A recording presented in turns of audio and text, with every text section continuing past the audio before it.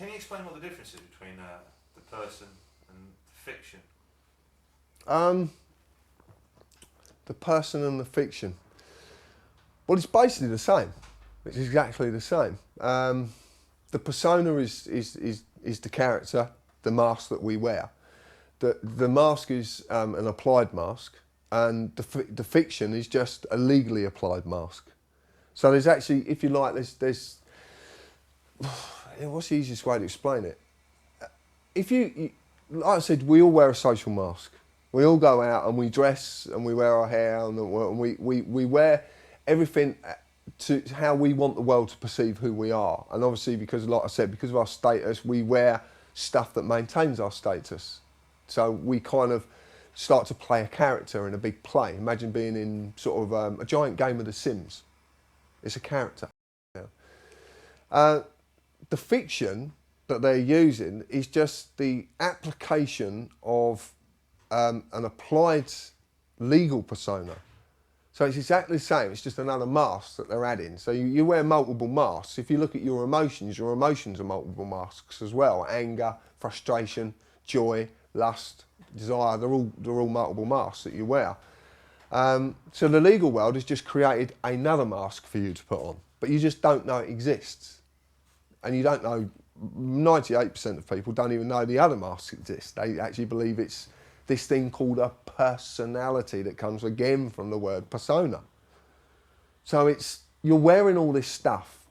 If you only have to look at advertising to see this. You only have to look at television and the way the programs are done. Take television, take acting, okay? Acting.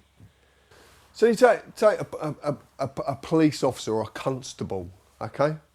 He is bound by acts of parliament, acts. And in doing that, he's acting.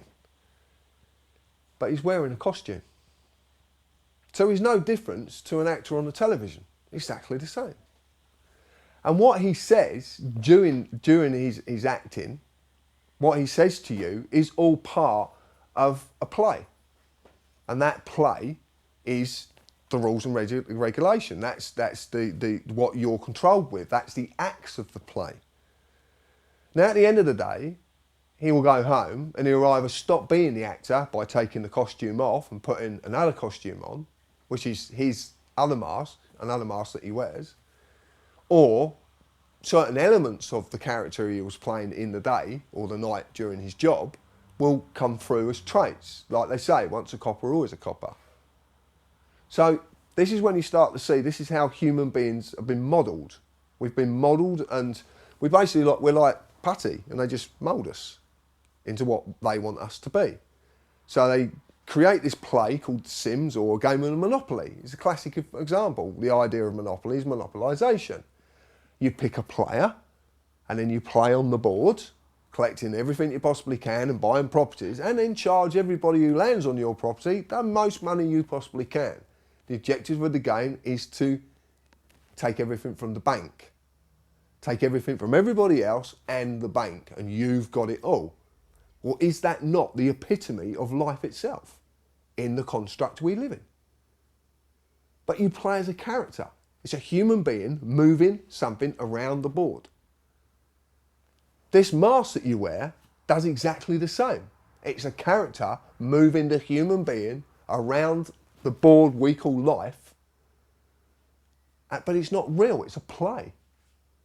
Does the government need to apply that legal fiction to somebody to make laws and legislations apply to them? They've got two choices. If you get the average man or woman walking the street and you say to them, the law says this, you must do this, they will do it.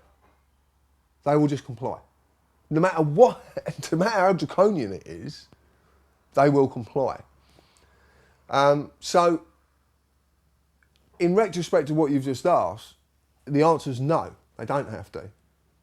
Because if they get someone like, I suppose like me, who's willing to ask about the morality, to actually ask questions, then at the end of the conversation or the chat, at the end of that, if I'm still not doing as I'm told, then they'll use force.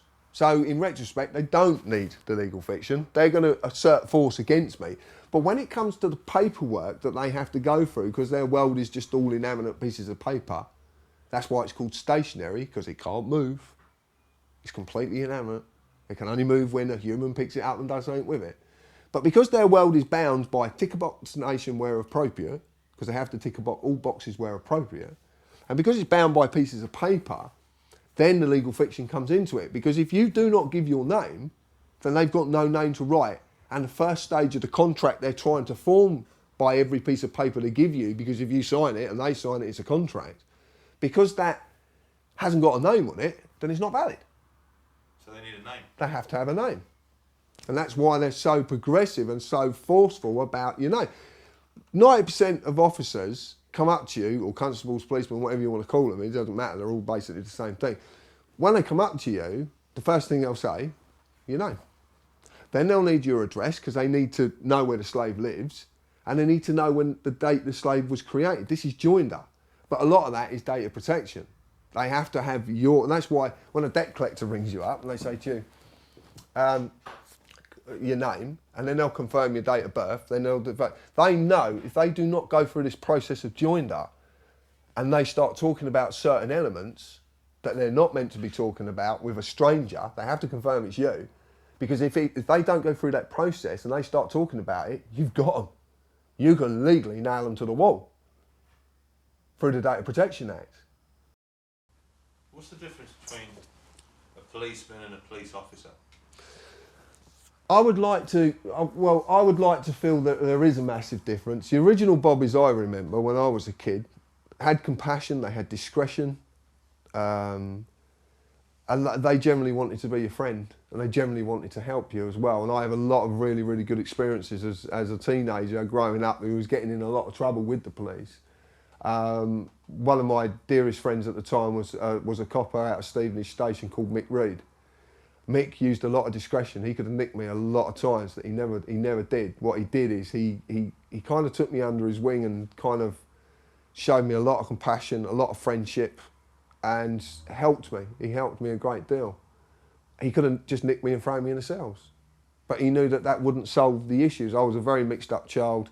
I had all this crap running through my head even at a very, very early age. I knew there was something horrifically wrong with the place that I lived. I didn't want to be here. I've never wanted to be here. I still say to this day that I'm in a prison. This is a prison. This vessel I walk about in is a prison. It's a prison within a prison. But that's a whole different story, and we shouldn't really go down that way because that's quite involved. It'd take a long time and all. No, so Mick showed me something that was called discretion.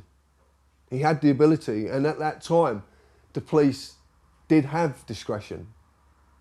But nowadays, they use ANPR machines in cars that eliminate discretion. The machine says, not taxed, no insurance, nick him.